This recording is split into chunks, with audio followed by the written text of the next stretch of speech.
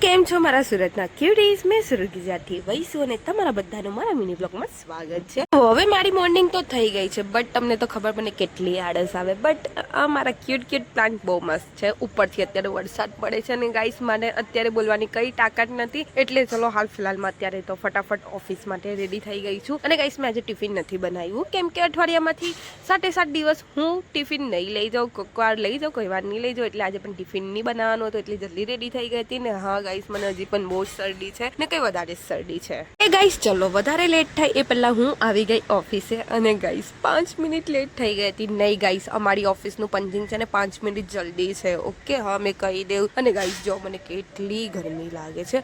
હવે ચલો કાનમાં રૂ નાખી દઉં, કેમ કે ભાઈ આખો દિવસ બેસવાનું ને મારામાં એટલી કેપેસિટી નથી કે મેં આટલી બધી ઠંડીમાં બેસી શકું ટાગરી. બટ કંઈ નહીં, અત્યારે તો એડજસ્ટ કરવું પડે. મેં કામ પણ કરી દીધેલું હતું અને સાંજે ઘરે આવી ત્યારે ભાઈ રસ્તામાં વરસાદ પડતો તો હજી પણ જોવો કેટલું ગંદુ માહોલ થઈ ગયું છે.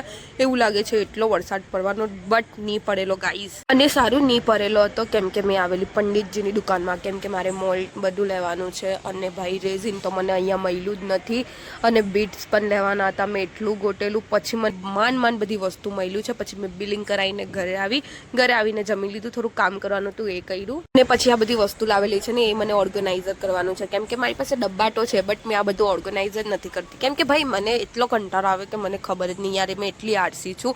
બટ આજે મેં ફાઇનલી કરી દીધું. અને ગાઈસ અમુક વસ્તુ મને મળી ગઈ હતી પંડિતજીની દુકાનમાં, તો ચલો મેં આ બધું મૂકી દઉં છું. અને ગાઈસ જે મેં ઓનલાઈનથી વસ્તુ મંગાવેલી એ તો મેં તમને કીધેલું જ છે કે એ બધી પ્રોડક્ટ બહુ મસ્ત આવેલી, બટ આ કલર જે છે એક્લેરિક એ બહુ જ મસ્ત છે. અને ગાઈસ તમને પણ મંગાવવું હોય તો તમે મંગાવી શકો છો. તો ચલો બાય બાય, ગુડ નાઇટ. હું તમને